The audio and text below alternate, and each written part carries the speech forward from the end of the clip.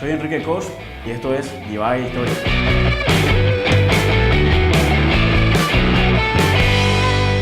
¿Cómo era Paraguay antes de la Guerra de la Triple Alianza? Este es un tema difícil de tratar porque, como casi todas las discusiones sobre esta época, suele terminar en una discusión sobre el Mariscal López. Y cuando se discute sobre el Mariscal López, la cosa termina medio... ¡Están hablando mal de López! ¡Mátenlos!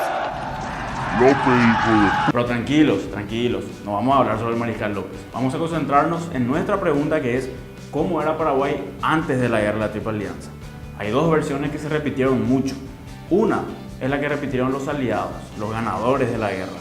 Decían que Paraguay era un país bárbaro, atrasado.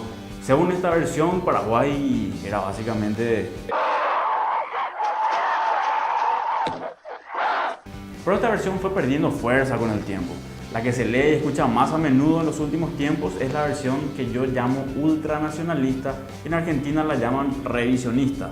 Según esta versión, Paraguay era una potencia, un país que estaba creciendo tan rápido y tan fuerte que incluso preocupaba al Imperio Británico. Paraguay era Nambrena luego, estaba como para conquistar la galaxia. Intensify forward firepower! En esa época el ferrocarril era una tecnología nueva que aún no existía en la mayoría de países, y Paraguay, siendo un país chico y mediterráneo, teniendo ya ferrocarril, bien Paraguay, bien. Había una vez, en un lugar muy pero muy lejano, un país chiquito llamado Paraguay, en el que las cosas iban bastante bien. Paraguay también estaba instalando su propio telégrafo. Fue el primer sistema de mensajería instantánea. Recordemos que hablamos de una época en la que para mandar un mensaje tenía que mandarlo a caballo o en barco. Entonces las comunicaciones eran súper lentas. Con el telégrafo, en cambio, se le dicta un mensaje a un operador que lo transmite con impulsos eléctricos a otro operador que lo recibe y transcribe en cuestión de segundos. Fundan los primeros periódicos, como el Paraguay Independiente. Se hacen en Asunción muchas obras edilicias que no tenían precedentes en Paraguay. Fíjense en muchos de los edificios emblemáticos de la capital hoy. La Catedral, la Recoleta, el edificio que hoy llamamos el Cabildo, que en realidad era el Palacio de Gobierno de Carlos Antonio López, la estación central del ferrocarril, el Panteón de los Héroes, que originalmente se construye como oratorio de la Virgen de la Asunción, el Palacio de López, que se hizo como residencia particular de Francisco Solano López, entre otras. Hasta ahí todo muy bien, pero momento de pinchar el globo. Todo esto que mencioné fueron avances interesantes, pero suelen estar sobredimensionados. Por ejemplo, se dijo que Paraguay tuvo el primer ferrocarril de Sudamérica, y no es cierto. Otros países de la región tuvieron ferrocarril antes. Y cuando empieza la Guerra Grande, las vías del ferrocarril llegaban solo hasta Paraguarí, es decir, más o menos 60 kilómetros. Las potencias de verdad tenían muchísimos más kilómetros de vías.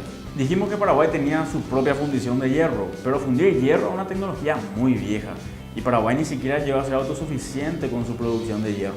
También es cierto que las exportaciones estaban creciendo como nunca antes, pero fíjense en este cuadro.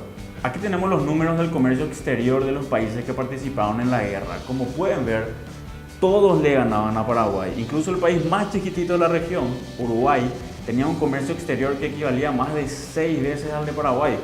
Y en población Paraguay estaba por debajo de todos los países de la región, excepto Uruguay. La industria paraguaya no estaba muy desarrollada.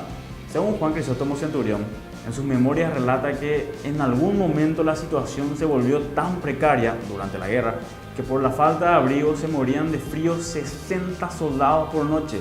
Es decir, la economía paraguaya dependía mucho de las importaciones para ciertos productos y no daba siquiera para abastecer a su ejército con algo tan básico como abrigos.